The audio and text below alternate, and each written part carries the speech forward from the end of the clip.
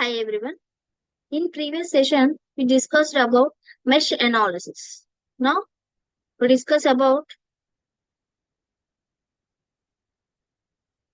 supermesh analysis. So, in previous sessions, we discussed about the mesh analysis in the electrical networks, and now we are discussing supermesh analysis. So, first, what is the need of mesh analysis is?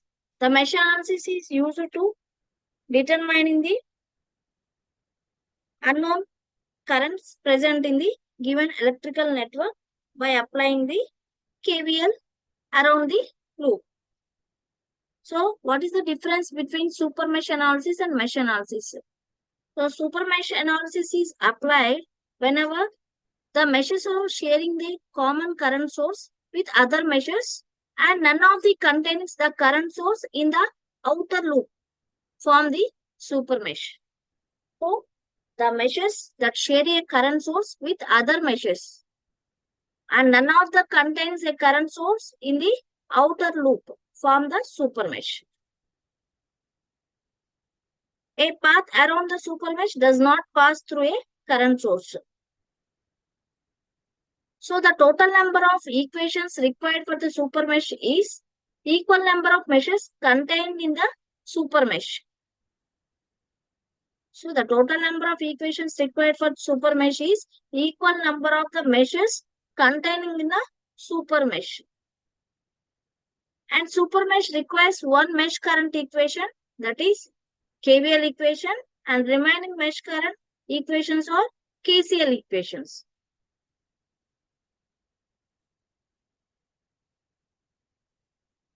So now let us see one example to solve the example by using the supermesh analysis method. So here the problem is find the current through 10 ohm resistor of the network shown in figure. So if you observe, this is the given problem. So in this problem, if you observe, so first of all, we have to identify the meshes present in the electrical network. So here, this is the first mesh, and this is the second mesh, and this is the third mesh. It is having three meshes in the given network. And second point is assigning the mesh currents. So here I am assigning the currents in clockwise direction. Those are I1, I2, and I3.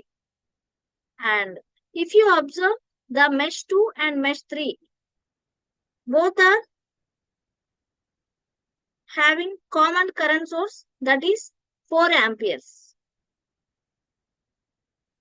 So if you observe, these two meshes are having the current source 4 amperes. So this will form the super mesh around these two meshes.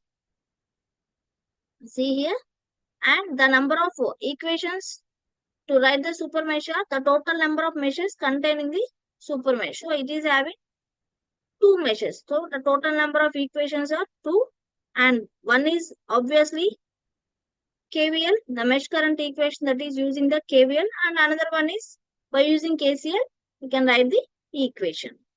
So for this, apply KVL for the mesh 1. So for that, this is clockwise direction. So minus plus, so 2 volts minus I1, and across this 10 ohms resistor, two currents are passing. Those are I1 and I2, and these I1 and I2 are opposite to each other. So minus of 10 into I1 minus I2.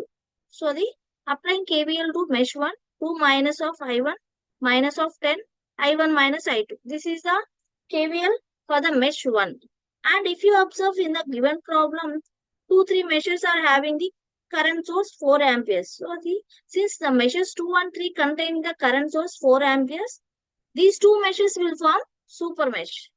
So understand here, the second and third meshes are forming the super mesh because those two are having current source of 4 amperes. So the super mesh is formed by two adjacent meshes that have a common current source. The direction of the current source of 4 amperes and the current I3 minus I2 are same, that is upward direction. So writing current equation to the super mesh. So if you observe writing the current equation to the super mesh. So here applying the, you have to apply KCL equation. So KCL is equation nothing but the current entering at a particular node is equal to the leaving current. Or algebraic sum of the currents at that node is equal to the 0. So here the entering currents at this node is I2 is entering at this node and 4 amperes is entering into the node and I3 is leaving. So from that I2 plus 4 equal to I3. So you can write as I3 minus I2 equal to 4. This is nothing but KCL at that particular node. And applying KVL to the outer path of the super mesh. So apply KVL to the outer path of the super mesh. So outer path is nothing but this one is the outer path. So for that 10 into I2 minus I1. This is nothing but minus 10 into I2 minus I1. This is the net current flowing through this one and minus I2 and here outer path of this super mesh. So minus 15 I3. See if you observe minus 10 into I2 minus I1 minus 5 I2 minus 15 I3. So you have to apply KVL to the outer path of the super mesh. This is the outer path. So by solving those three equations, we can determine the I1, I2 and I3 currents. So the current passing through this 10 ohms resistor is I1 minus I2. So the current passing through this 10 ohm resistor is I1 minus I2, that is equal to the 0.43 amperes.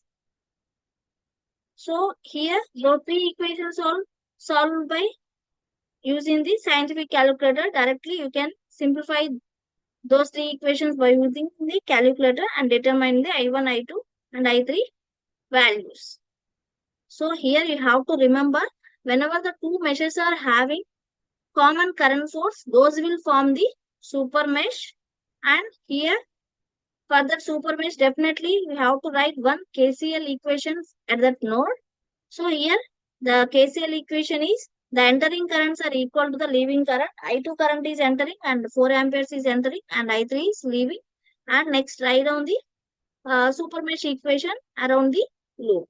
And first this is the KVL equation for the first loop. So by solving those three equations, finally you determine the unknown currents. So the current passing through this 10 ohm resistor is I2 minus I1. Thank you.